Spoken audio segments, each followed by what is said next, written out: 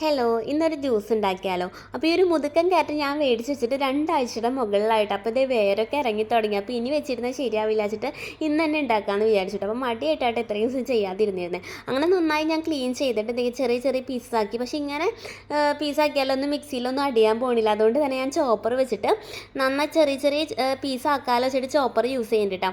എന്താ വെച്ചാൽ ക്യാരറ്റ് അല്ലേ അരിക്കണ്ടെന്നുള്ള ഒരു ഉദ്ദേശത്തിലാണ്. അരിക്കണവർക്ക് അരിക്കാം, പക്ഷേ ഞാൻ അരിക്കണ്ടെന്ന് വിചാരിച്ചിട്ടാണ് കേട്ടോ ഇങ്ങനെ ചെറുതാക്കിയിട്ട് ആക്കിയിട്ടുള്ളത്. അങ്ങനെ 2 ട്രിപ്പായിട്ട് നന്നായി ചെറുതായി ചോപ്പ് ചെയ്തെടുത്തു. പിന്നെ ഞാൻ ഡയറക്റ്റ് ജാറിലേക്ക് തന്നെ ഇടാൻ കേട്ടോ. പിന്നെ അത് വേറെ പാത്രത്തേക്ക് ഇടാനൊന്നും നിന്നില്ല.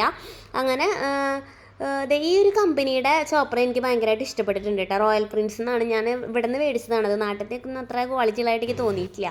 അങ്ങനെ പഞ്ചസാരയും 2 സ്പൂൺ പഞ്ചസാര ഇട്ടു. പിന്നെ അതിലേക്ക് 3 ഏലക്ക പൊടിച്ചിട്ടു. പിന്നെ കുറച്ച് പാലൊഴിച്ചു.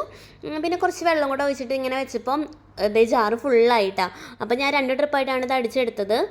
എന്നിട്ട് പിന്നെ ജ്യൂസ് ഗ്ലാസ്സിലേക്ക് ഒഴിക്കണ വീഡിയോ എടുത്തിട്ടില്ല. അത് ഞാനിപ്പോൾ എഡിറ്റ് ചെയ്യുമ്പോഴാണ് ഞാൻ കണ്ടത്. പിന്നെ ഗാർണിഷിന് വേണ്ടിയിട്ട് കുറച്ച് ക്യാരറ്റും കൂടെ ഇട്ടിട്ടുണ്ടായിരുന്നു. നല്ല ടേസ്റ്റ് ഉണ്ടായിരുന്നു കേട്ടോ ജ്യൂസ്. അതുകൊണ്ട് തന്നെ ഞാൻ അപ്പോൾ തന്നെ പകുതിയോളം കുടിച്ചിട്ടുണ്ടായിരുന്നു. അതുകൊണ്ട് എനിക്ക് ഒഴിക്കണത് റീടേക്ക് എടുക്കാനായിട്ടൊന്നും എനിക്ക് പറ്റിയില്ല. അപ്പം നിങ്ങളിതൊന്ന് ട്രൈ ചെയ്ത് നോക്കുക. നിങ്ങൾക്ക് എല്ലാവർക്കും ഇഷ്ടപ്പെടും. അപ്പോൾ എൻ്റെ വീഡിയോസ് ഇഷ്ടമാണെങ്കിൽ ലൈക്ക് ചെയ്യണം, സപ്പോർട്ട് ചെയ്യണം. അടുത്ത വീഡിയോ ആയിട്ട് കാണുന്നത്. ബൈ.